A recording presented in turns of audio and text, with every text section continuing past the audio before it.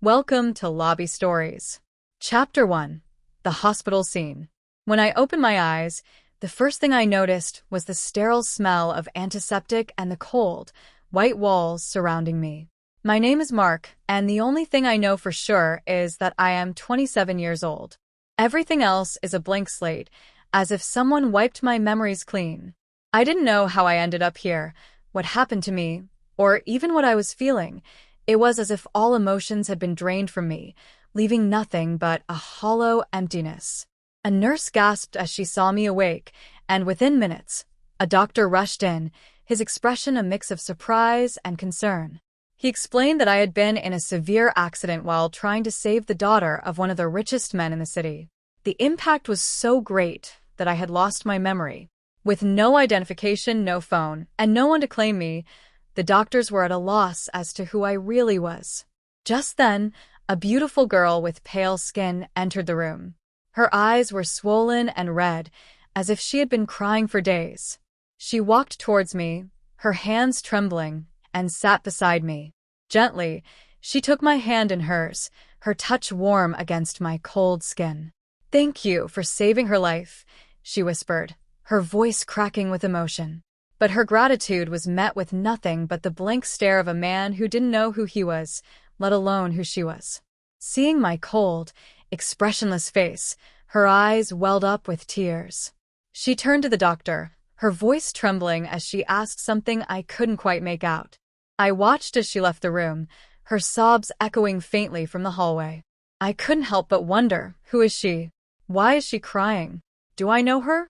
Questions swirled in my mind, each one more confusing than the last. Days passed, and she continued to visit me, always with the same tenderness and care. She would sit by my side, bringing me meals, reading to me, and even brushing my hair away from my forehead. But I couldn't bring myself to ask her anything. I just watched, silent and detached, as she poured her heart into taking care of me. Then one day, after what felt like an eternity, I finally asked her a question. The first words I had spoken since waking up. "Rena, who are you?" I asked, my voice raspy from disuse. "Why are you taking care of me so much?" She looked at me, her eyes filled with a mix of sadness and something else, something deeper. "I'm your fiancé," she said softly. "Your soon-to-be wife." I stared at her, trying to piece together the fragments of a past that didn't exist in my mind. "Before the accident, did you know me?" I asked, the confusion evident in my voice. She nodded, her expression pained. "Yes, Mark. We were childhood sweethearts." But when I asked her to prove it, her face went pale. She hesitated before saying, "Some other time." Soon after, I was discharged from the hospital and brought to Rena's villa, a place that was supposed to be familiar, but felt like a stranger's home. Chapter 2. The Gilded Cage. I stepped into Rena's world, a realm of marble and crystal that gleamed under the soft glow of chandeliers. The opulence struck me like a physical force, each step on the cool, smooth floor a reminder of how far removed this place was from the emptiness that plagued my mind. Artwork adorned the walls, silent sentinels watching my entrance into a life I couldn't remember. Rena's hand in mine was an anchor, her touch both familiar and foreign. Her voice wove tales of our past, each word a thread in a tapestry I couldn't quite see. "You were always following me," she'd say, her eyes dancing with memories I couldn't grasp. "Like a lovesick puppy, begging for just one more moment of my time." I'd smile, nodding as if I could see the scene she painted, all the while feeling like an actor who'd forgotten his lines. Days blurred together, a kaleidoscope of luxury and affection. Rena was always there, her presence a constant comfort in the sea of uncertainty that was my existence. Her touches, her glances, her soft words of love, they became my new reality, filling the void where my memories should have been. On a morning like any other, I awoke to the whisper of Rena's lips against my ear. "Happy birthday, my love," she breathed, the words sending a shiver down my spine. Before I could fully register their meaning, her lips found mine in a kiss that tasted of mint and promises. I found myself responding with a hunger I didn't know I possessed, chasing her lips as she pulled away, craving more of this connection that felt both new and achingly familiar. That night, Rena transformed our home into a glittering wonderland. The villa pulsed with life, filled with faces that smiled at me with a warmth I didn't deserve.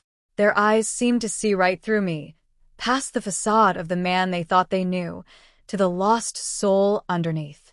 I smiled and nodded, playing my part in a play I didn't know the script to. As the night reached its crescendo, Rena led me to a stage, the spotlight a warm embrace on our skin. The world fell away until it was just us, lost in each other's eyes. With graceful movements, she produced a small velvet box, opening it to reveal a ring that seemed to capture all the stars in the night sky. "Will you marry me?" Her voice trembled, her eyes shimmering pools of hope and love. In that moment, drowning in the depth of her gaze and the weight of all she'd done for me, I didn't think. I simply felt. "Yes," I whispered, the word escaping my lips before I could catch it. I leaned in, pressing a gentle kiss to her forehead, a gesture of gratitude and acceptance. But for Rena, it wasn't enough. Her hand found the back of my neck, pulling me closer. Our lips met in a kiss that was fire and lightning, passionate and all-consuming. The world spun around us as we lost ourselves in each other, two souls merging into one. That night, we explored each other with a fervor that bordered on desperation. Rena's skin was silk beneath my fingertips, her sighs a melody that drove me to heights of pleasure I didn't know existed. We moved together in perfect harmony, our bodies speaking a language that transcended memory until we collapsed, spent and sated, as dawn painted the sky in hues of pink and gold. The weeks that followed were a whirlwind of wedding preparations and stolen moments of passion. Rena was everything I could have asked for, attentive, loving, patient. With each passing day, I felt myself falling deeper under her spell, the empty spaces in my mind slowly filling with new memories of her. But fate, it seemed, had other plans. One night, after our passions had been spent and Rena lay sleeping beside me, her phone caught my eye. It sat on the nightstand, innocuous and tempting. Before I could talk myself out of it, I reached for it, curiosity overriding my better judgment. At first, the photos I found were innocent enough, snapshots of our life together, moments of joy frozen in time. But then I stumbled upon a hidden folder, and my world tilted on its axis. The videos within were a nightmare given form. There I was, battered and broken, being brutalized by multiple men. My own voice, raw with pain and desperation, filled the air. But it wasn't Rena's name I cried out, it was Sarah's. My hands shook as I quickly transferred the damning evidence to my own phone, erasing all traces of my discovery. As I lay back down, my mind raced. Who was Sarah? Why did I call for her? And most chillingly, why did Rena have these videos? The next morning, I approached Rena with a heart heavy with secrets. Forcing a smile that felt more like a grimace, I suggested postponing the wedding. Her eyes widened, a flicker of something, fear, anger, passing through them before being replaced by concern. "I just need more time," I lied, the words tasting bitter on my tongue. "I want everything to be perfect for us." Rena studied me for a long moment, her gaze seeming to pierce right through to my soul. Then, her face softened into a smile that didn't quite reach her eyes. She leaned in, her lips brushing my cheek in a kiss that now felt tainted. "Of course, darling. Take all the time you need." As she walked away, her movements as graceful as ever, I couldn't shake the feeling that I had just glimpsed the edge of a much darker truth. The villa, once a sanctuary, now felt like a gilded cage. And Rena, my supposed savior and lover, suddenly seemed more like a beautiful, dangerous enigma. I knew then that my journey to uncover the truth had only just begun. The man I was before, the man who knew Sarah, who suffered those horrors, was still out there, hidden beneath layers of lies and lost memories. And I was determined to find him truth, no matter the cost. Chapter 3. Unveiling the Truth. 2 days after Rena departed on her business trip, I found myself in the dimly lit office of a private detective. The air was thick with tension as I slid the USB drive across his desk, my fingers trembling slightly. "Everything's on here," I muttered, my voice barely above a whisper.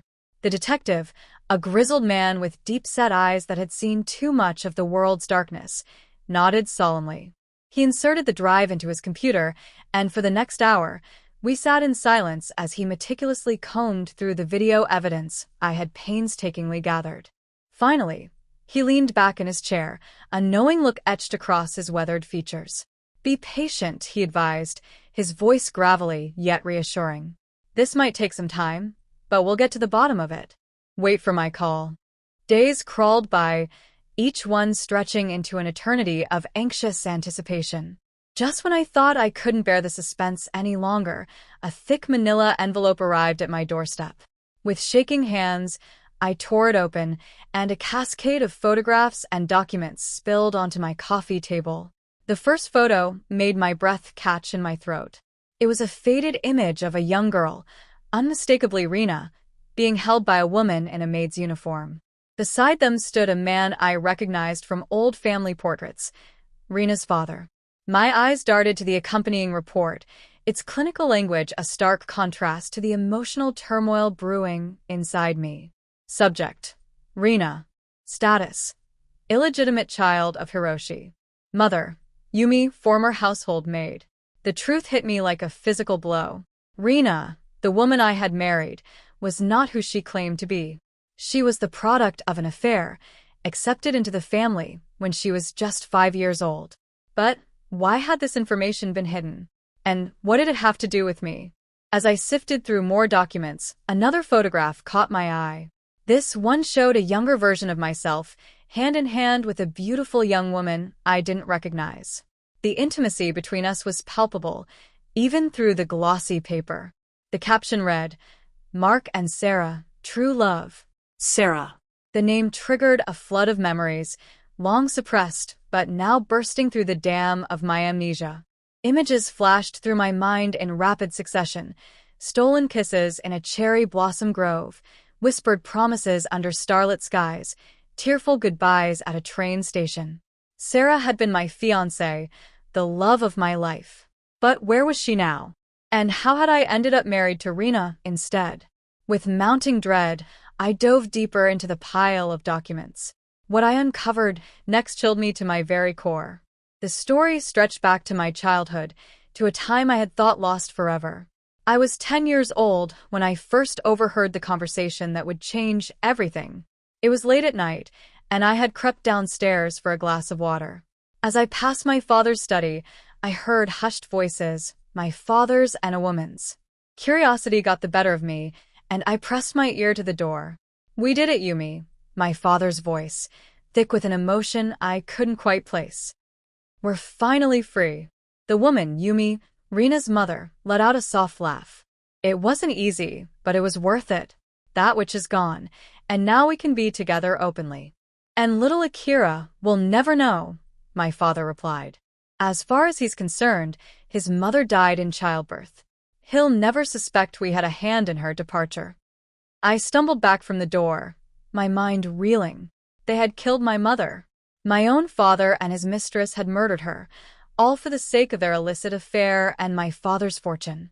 In that moment, standing in the darkened hallway of my childhood home, my innocence shattered like fine china. I wanted to scream, to confront them, to run to the police. But before I could move, a strong hand clamped over my mouth. My father, his face twisted with rage and fear, dragged me down to the basement. "You'll stay here until you learn to keep your mouth shut," he snarled, slamming the door and plunging me into darkness. Days turned into weeks, weeks into months. I lost track of time in that dank basement, my only company the rats and my own tumultuous thoughts. When I was finally released, I was a shell of my former self. And there was Rena, the darling of the household, receiving all the love and attention that should have been mine. As the memories rushed back, I felt a mix of emotions: anger, grief, and a burning desire for justice. I now understood why Rena had always seemed so familiar, why our relationship had never felt quite right.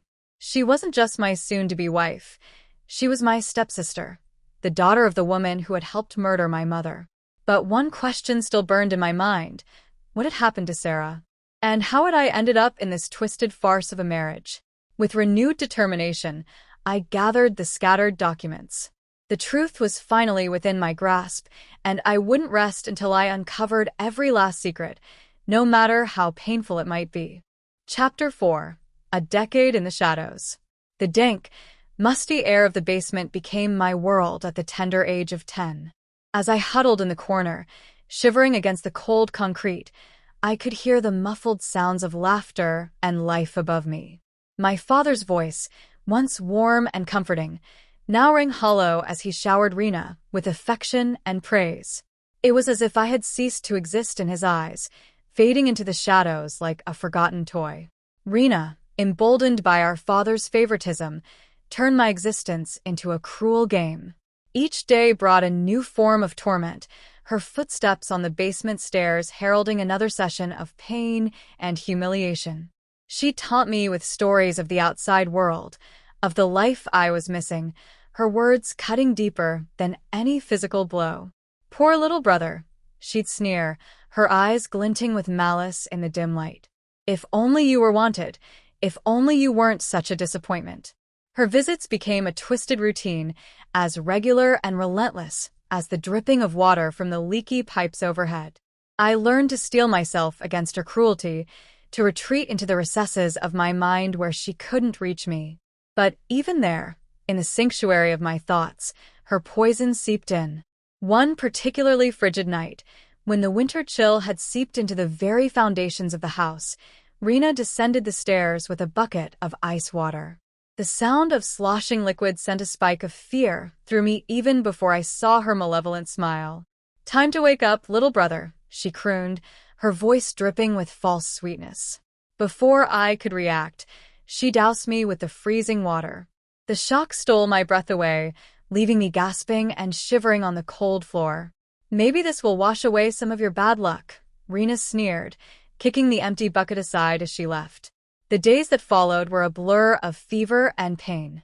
My body, weakened by years of neglect and abuse, couldn't fight off the illness. I drifted in and out of consciousness, my dreams filled with memories of a happier time, my mother's warm smile, the scent of her perfume, the sound of her lullabies.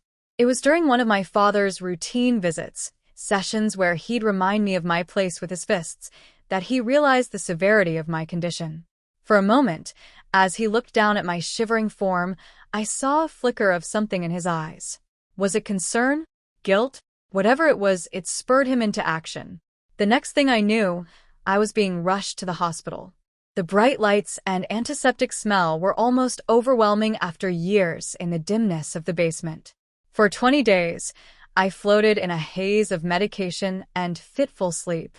The doctors and nurses spoke in hushed tones, their faces pinched with concern as they looked over my malnourished body and the signs of long-term abuse. After my discharge, there was a subtle shift in my father's behavior. The open hostility gave way to a cold indifference. It wasn't kindness, not by any stretch, but the absence of constant cruelty felt almost like a reprieve. He'd glance at me occasionally, his eyes clouded with an emotion I couldn't quite decipher. Was it regret? Or merely disappointment that I had survived? Time crawled by, marked only by the changing seasons I glimpsed through my tiny basement window. Before I knew it, 5 years had passed and I was 15. The day Rena left for college was like a weight lifting from my chest. For the first time in years, I could breathe without fear. Though I never set foot in a classroom, my education wasn't entirely neglected. Some of the kinder servants, risking my father's wrath, would sneak me books and offer rudimentary lessons. One in particular, an elderly man named Tanaka, had been loyal to my mother. He took it upon himself to ensure I wasn't completely left behind. It was Tanaka who, one day, revealed the truth that would change everything. "Young master," he said, his voice barely above a whisper, "there's something you must know. This house, this entire estate, it's rightfully yours." I stared at him, uncomprehending. He explained, his old eyes filling with tears, how my mother had foreseen her own demise. In her final days, she had drafted a will, leaving everything to me and my future wife. The document had been hidden away, kept secret by those loyal to her memory. "Your father," Tanaka continued, his voice heavy with regret. "He's dying. Blood cancer. He doesn't have long." The news should have filled me with joy, or at least relief.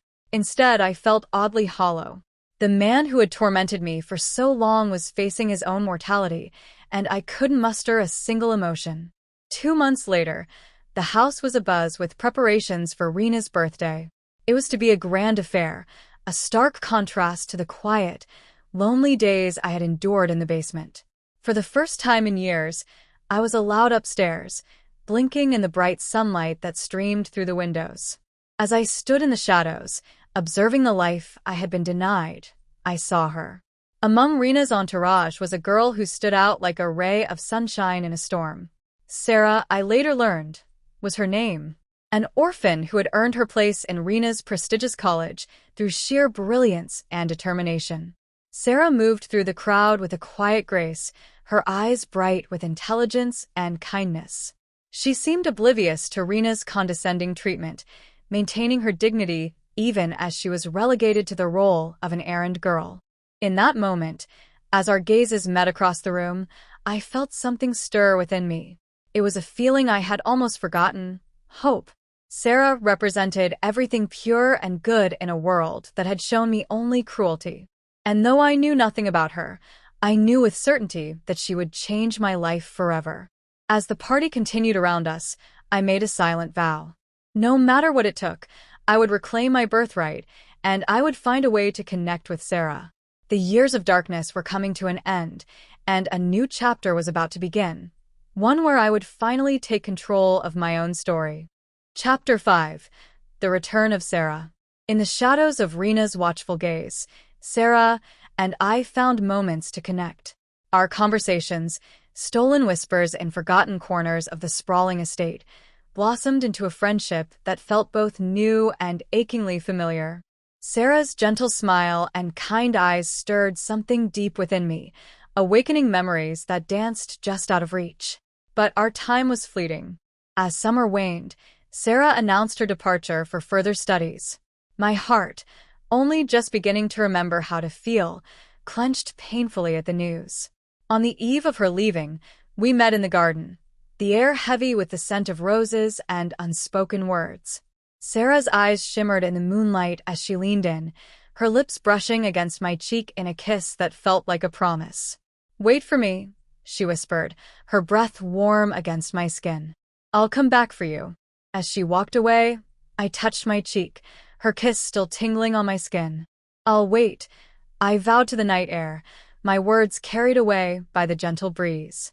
Time passed in a blur of monotony, punctuated only by the constant machinations of Rena. At 20, I stood by my father's grave, watching as they lowered his cancer-ravaged body into the cold earth. I felt nothing. The man who should have protected me, who instead had been the architect of my suffering, was gone. But the ripples of his death spread far and wide. Rena, in a twisted bid for power, poisoned her own mother. I watched in horror as the woman who had once shown me kindness, despite her complicated role in my life, withered away. Rena's ambition knew no bounds, and I knew I was next on her list. However, fate, or perhaps my mother's foresight, had other plans. Rena soon discovered the terms of my mother's will. Only I and my future wife could inherit the property. If anything were to happen to me before I married, everything would be donated to orphan children. The change in Rena was as sudden as it was disconcerting. The sister who had tormented me throughout my childhood now played the role of a doting sibling. She cooked elaborate meals, took me shopping for expensive clothes, and showered me with the attention she had always reserved for herself. At first, I was wary, waiting for the other shoe to drop. But as days turned to weeks and weeks to months, I found myself not softening towards her, exactly, but becoming accustomed to this new dynamic. The clothes she bought me, the grooming habits she encouraged, they began to transform me outwardly. When I looked in the mirror, I barely recognized the handsome young man staring back at me. But inside, I was still that scared little boy in the basement, longing for Sarah's return. My 25th birthday dawned bright and clear. Rena had planned an extravagant party, inviting the who's who of the business world. But I cared little for the glitz and glamour. There was only one gift I truly wanted, one person I longed to see. And then, like a dream come to life, she was there. Sarah stood in the doorway, more beautiful than ever. Gone was the shy college girl. In her place stood a confident, radiant woman. Her eyes, when they met mine, still held that same warmth, that same promise. I moved without thinking, crossing the room in long strides. The crowd parted before me, sensing the gravity of the moment. And then she was in my arms, solid and real and here. Tears streamed down my cheeks as I held her tightly, breathing in the scent of her hair, feeling the beat of her heart against my chest. "You came back," I whispered, my voice choked with emotion. "I waited, just like you asked." Sarah pulled back slightly, her own eyes shimmering with unshed tears. She cupped my face in her hands, her touch as gentle as I remembered. "Yes," she said softly. "I'm with you now, and I'm not going anywhere." As we stood there, lost in our own world, I felt the weight of the years fall away. Sarah wasn't just the girl I had fallen for all those years ago. She had blossomed into a formidable woman, a talented president of her own company. But in that moment, none of that mattered. All that mattered was that she was here, in my arms, her presence a balm to my battered soul. In that moment, with Sarah's warmth seeping into me, I felt truly alive for the first time in years. The shadows of my past seemed to recede, pushed back by the light of Sarah's presence. But even as joy filled my heart, a small part of me remained vigilant. Rena watched us from across the room, her expression unreadable. I knew the road ahead wouldn't be easy. There were still secrets to uncover, truths to confront.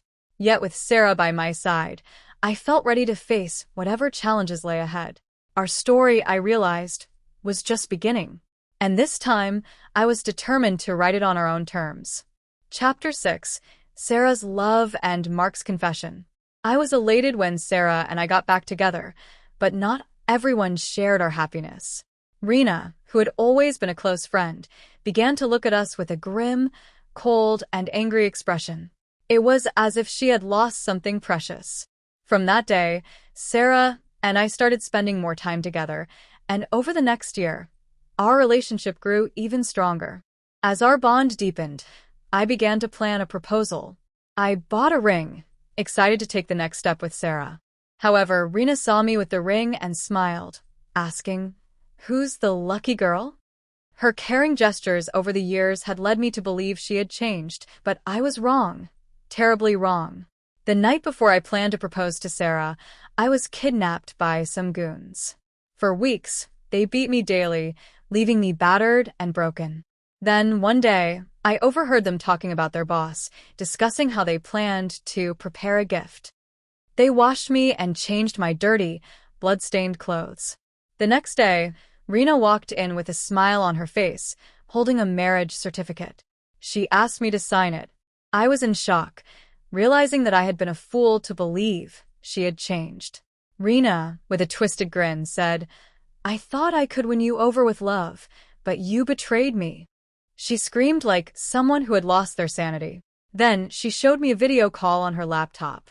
On the other side, I saw Sarah, tied up, her face bruised, yet still smiling at me. "Don't agree to her," Sarah said, her voice filled with love. "I love you, Mark. Don't give up. Even after I'm gone, I'll always love you." I broke down at Sarah's confession. We were locked in the same place for a long time, months passing by. They didn't beat me anymore, but Sarah endured hell. She was alive, but barely. They beat her daily, drugged her, and tormented her right in front of me.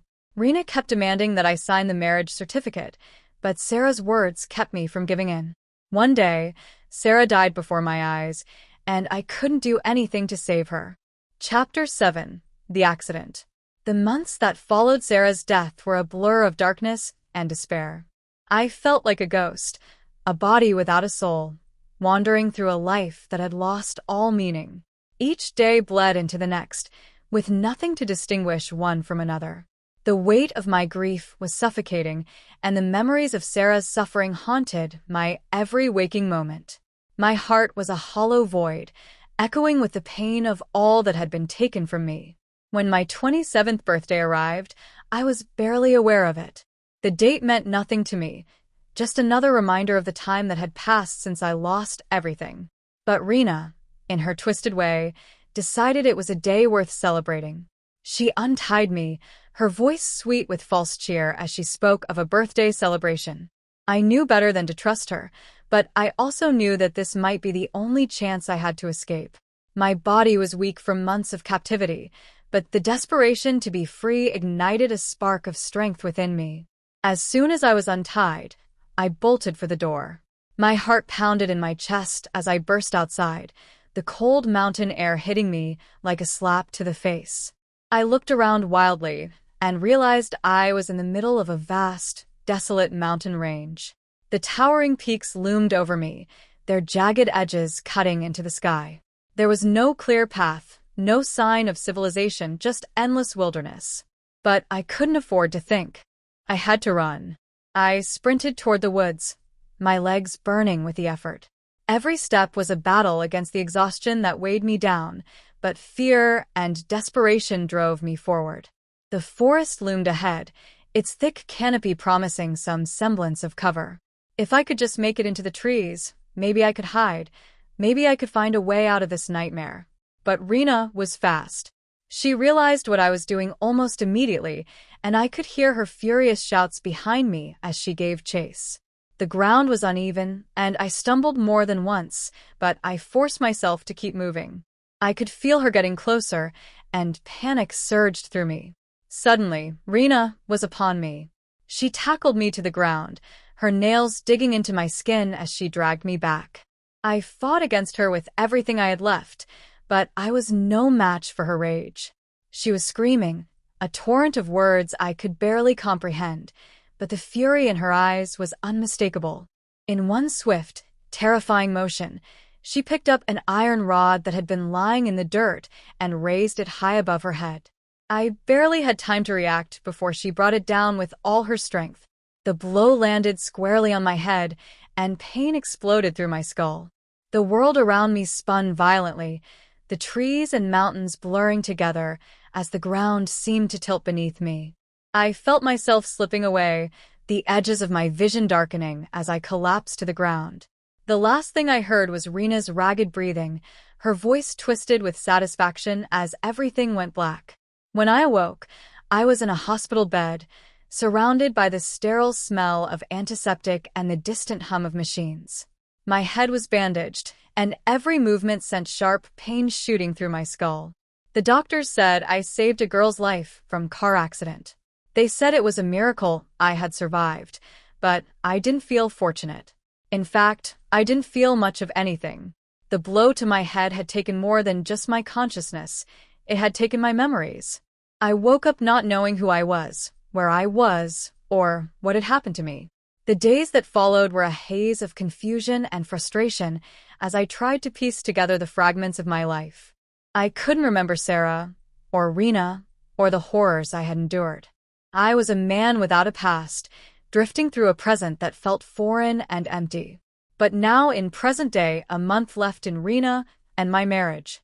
The memories flooded back, overwhelming and relentless, until I could no longer deny them. I remembered everything: the love I had for Sarah, the horror of losing her, the months of torture and despair. The pain was unbearable, but with it came a fierce, burning determination. As I lay down at bed, tears streaming down my face, I whispered an apology to Sarah. I had failed her when she needed me most, but I swore that I would not let her death be in vain. I would not rest until Rena paid for what she had done. The tears didn't stop. They flowed all day and night, a river of grief that I could not control. But beneath the sorrow, a new resolve took root. In Sarah's name, I vowed to seek justice. Rena would get what she deserved, and I would make sure that Sarah's memory lived on, not in the shadow of tragedy, but in the light of the love we shared. Chapter 8. The return of Rena. The phone rang, shattering the tense silence that had settled over the room. I stared at the screen, Rena's name flashing back at me. My heart pounded in my chest, but I forced myself to take a deep breath and answered. Her voice, calm and gentle, floated through the speaker, dripping with an innocence that I knew was a facade. I could almost picture her on the other end, smiling sweetly, as if she were pure and blameless. But I knew better. I had seen her true face, remembered everything she had done to me, and to my beloved Sarah. Sarah was dead, and Rena was the one who had killed her. The woman on the other end of the line was a murderer, and though my blood boiled with the desire to avenge Sarah, I knew I had to remain composed. The time for retribution would come, but for now, I had to play the part. "Hello, sweetheart," I replied, my voice steady, masking the storm raging inside me. "When are you coming back home? I'm missing you really badly." The words tasted bitter in my mouth, but I knew I had to say them. "Just 10 minutes," Rena answered, her voice as smooth as silk. 10 minutes. That was all the time I had. As soon as the call ended, I sprang into action. I hurriedly hid the papers and evidence I had been preparing, erasing any trace of what I was planning. Everything had to be perfect. I couldn't afford any mistakes. The front door opened, and Rena walked in, her eyes lighting up when she saw me. She rushed over, throwing her arms around me, hugging and kissing me like a lover reunited after a long separation. I forced myself to respond in kind, though every fiber of my being recoiled at her touch. In my heart, I felt only disgust and revulsion, but I buried those feelings deep, knowing that I had to keep up the charade. She leaned in close, her breath warm against my ear as she whispered, "You're going to be a dad soon." Her words hit me like a thunderclap, freezing my expression. I felt a numbness spread through my body, a shock so profound that for a moment, I couldn't breathe. My heart was a storm of mixed emotions, anger, confusion, fear, and something else, something unexpected. But as quickly as the emotions surged, I pushed them aside. I couldn't afford to lose control now. I tightened my grip on Rena, pulling her close as I whispered back, "Thank you for this gift. I promise I'll cherish it forever." My voice was steady, betraying none of the turmoil inside me. I had to make her believe that I was the devoted husband, the man who would stand by her side, no matter what. Rena smiled, satisfied with my response. "I'll be back soon. Wait for me," she said, her tone light and carefree. As soon as she left, I felt the walls closing in around me, the enormity of the situation pressing down like a vice. I needed to act, and I needed to act fast. The first step was to ensure my future was secure. I made my way to my old family lawyer, a man who had been with my family for years and whom I trusted implicitly. I explained what I needed, and he understood the gravity of the situation without asking too many questions. Together, we prepared a document that would transfer control of the entire business group into my name. "I need you to keep this a secret," I told him, my voice leaving no room for negotiation. The lawyer nodded, his expression serious. "You have my word." With that step taken care of, I returned home to continue the facade. Rena and I were soon married in a quiet ceremony, far from the prying eyes of the world. To everyone else, we appeared to be a loving couple, but in reality, every day was a battle to maintain the lie. I played the role of the devoted husband flawlessly, lavishing Rena with attention and care. I became everything she could ever want in a partner, all the while harboring the cold, calculating intent to bring her down. Rena's pregnancy progressed, and soon enough, she gave birth to a baby girl, whom we named Alice. The first time I held Alice in my arms, I felt a wave of relief wash over me. For so long, I had believed that I could never feel happiness again after losing Sarah, but as I looked down at my daughter, something in me softened. It wasn't the same as what I felt for Sarah, but it was something, a spark of light in the darkness that had consumed my life. Throughout Rena's pregnancy, I had become the perfect husband, anticipating her every need and catering to her every whim. I studied her closely, learning all her likes, dislikes, and most importantly, her vulnerabilities. She had no idea what was coming, how meticulously I was planning her downfall. Every moment I spent with her was a step closer to the vengeance I had vowed to achieve. But even as I planned my revenge, I found myself torn. Alice was innocent in all of this, and I couldn't let her be caught in the crossfire. I would have to be careful, precise, and above all, patient. I would build a world where Alice could thrive, free from the shadow of her mother's sins. And when the time was right, I would strike, ensuring that Rena paid for every drop of blood she had spilled, every tear she had caused. For now, I would wait, biding my time, playing the part of the loving husband and father. But in my heart, I knew the day would come when Rena would face the justice she so richly deserved. And when that day came, I would be ready. Chapter 9. Rena's Sickness. From the outside, Rena seemed like an angel, a devoted wife and loving mother. But for me, the reality was far different. I felt a deep sense of sorrow, not for Rena, but for our daughter, Alice. She would have to grow up without her mother, and that knowledge weighed heavily on me, even as I moved forward with my plan. After giving birth, Rena became noticeably weaker. Her once vibrant energy dwindled, leaving her dependent on a wheelchair for support. It was a vulnerability I had been waiting for, and I wasted no time in taking advantage of it. I began preparing a special soup for Rena, laced with a rare, ancient poison derived from a herb that was once used both as a medicine and a deadly toxin. The poison was subtle, designed to have no immediate effect after 1 or 2 doses. But with continuous use over time, it would gradually weaken the victim, eventually paralyzing them for life. Every day, I mixed a small amount of this poison into her soup, carefully monitoring her condition as the weeks turned into months, and the months into years. For 3 long years, I waited patiently, watching as the poison slowly took hold. At first, the effects were barely noticeable. Rena began to experience numbness in her fingers, occasional bouts of stomach pain, and other minor ailments that seemed random and disconnected. But as time passed, the symptoms worsened. Her hands would tremble uncontrollably, and she struggled with crippling fatigue that made it difficult for her to even get out of bed. Her once sharp mind grew clouded, and panic began to set in. The doctors were baffled. Despite multiple examinations, tests, and consultations with specialists, they couldn't determine what was wrong with her. The poison I was using was an ancient herb, obscure and nearly forgotten in modern medicine. It had the unique property of being harmless in small, infrequent doses, but when used consistently, it became a deadly toxin that slowly ate away at the body from the inside. To the doctors, Rena's condition was an enigma, a mystery with no apparent solution. Rena's health continued to decline, and with it her fear grew. She became more and more panicked, clinging to me as if I were her only hope of salvation. "Love, please save me," she would plead, her voice trembling with desperation. "I don't want to die. What will happen to our daughter if I'm gone? Please save me."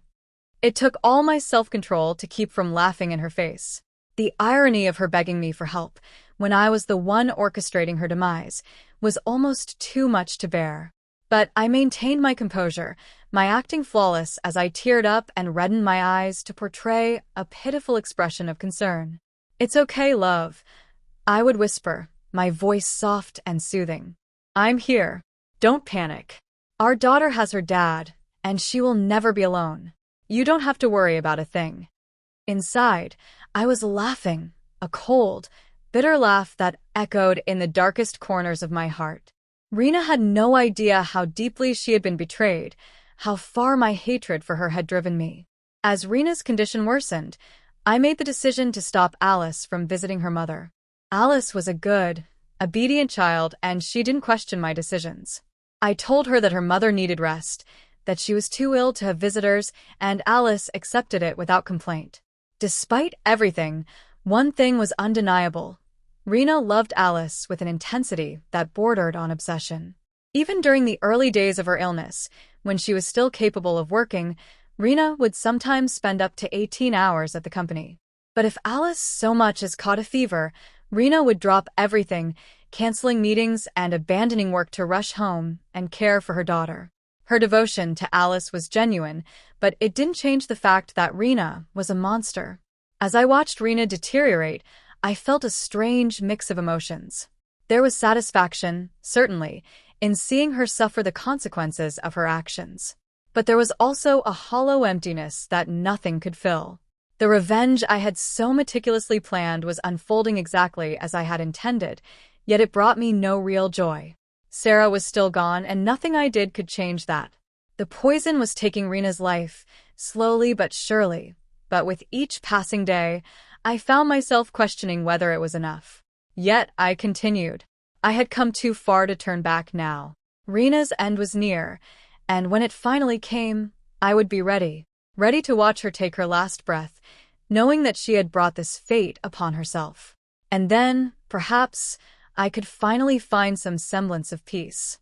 But until that day arrived, I would maintain the facade. I would be the loving husband, the devoted father, the man Rena believed would never betray her. And when the time came, I would make sure she knew the truth, that the man she had trusted had been the one to destroy her. Chapter 10. The Final Showdown. Rena's strength had always been her determination, but even that began to wither away as her body succumbed to the poison. Over time, the paralysis spread, first to her fingers, then to her arms and legs, until finally, all she could move were her eyes. In those last weeks, her once fierce spirit was replaced by a deep, all-consuming fear. But I knew there was one thing left that could still break her completely: her love for Alice, her only true weakness. I stopped bringing Alice to the hospital. Rena would ask for her voice barely more than a hoarse whisper, but I always had some excuse, some reason why Alice couldn't visit. Weeks passed, and the longing in Rena's eyes grew more desperate. She was trapped in a body that no longer obeyed her, and her mind was teetering on the edge of despair.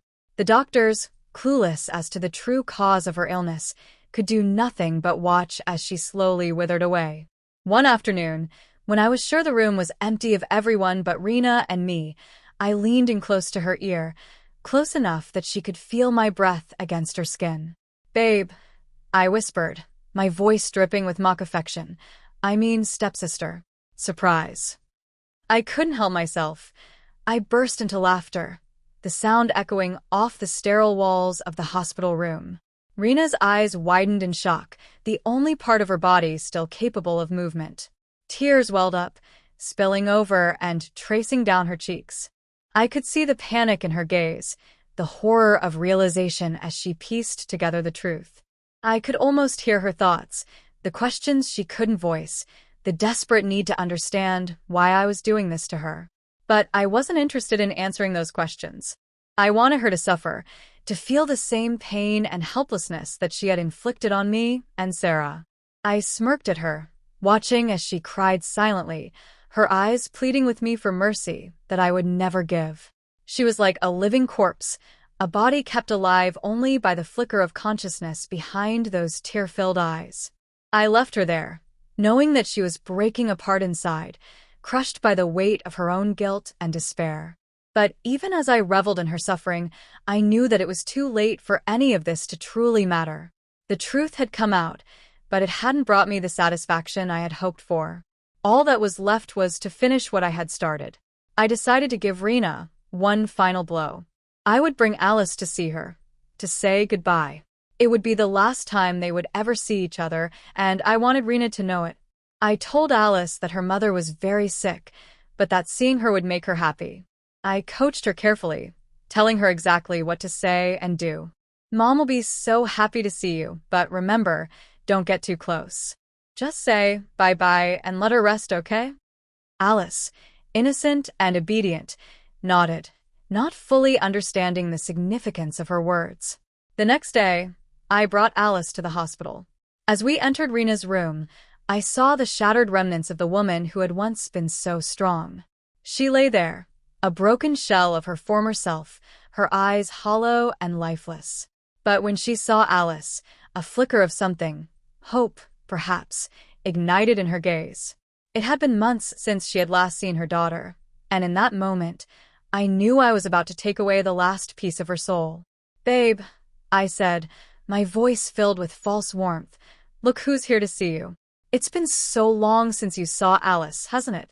Rena's eyes darted toward Alice, and I could see the cracks in her resolve deepen. Her expression, or what was left of it, was one of utter devastation. Alice, unaware of the cruelty in my actions, smiled brightly and said, "I'll be with Dad, so bye-bye, Mom." Rena's eyes widened further, the tears flowing freely now. She knew what those words meant. She understood that Alice was saying goodbye, that her daughter would leave with me and never return. It was the final nail in the coffin of her sanity. She was completely broken, her spirit shattered beyond repair. I gently took Alice by the hand and led her out of the room, leaving Rena to wallow in the depths of her despair. I told Alice to wait outside while I returned to the room alone. The sight that greeted me was one I would never forget. Rena lay there, her eyes still wet with tears, her chest rising and falling in shallow, labored breaths. The pain in her gaze was palpable, almost overwhelming, but I felt no pity for her. "It's over, Rena," I said quietly, standing over her. "I'm taking Alice with me. You'll never see her again. Goodbye." With that, I turned and walked out of the room, leaving Rena behind. I didn't look back. I couldn't.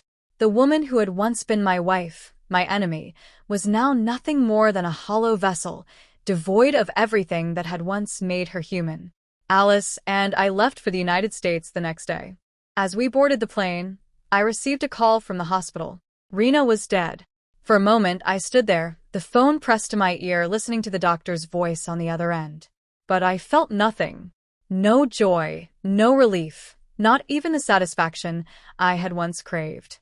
All I could think about was Alice, sitting beside me, her innocent eyes wide with excitement at the prospect of a new life in a new country. I had gotten my revenge, but it had come at a price.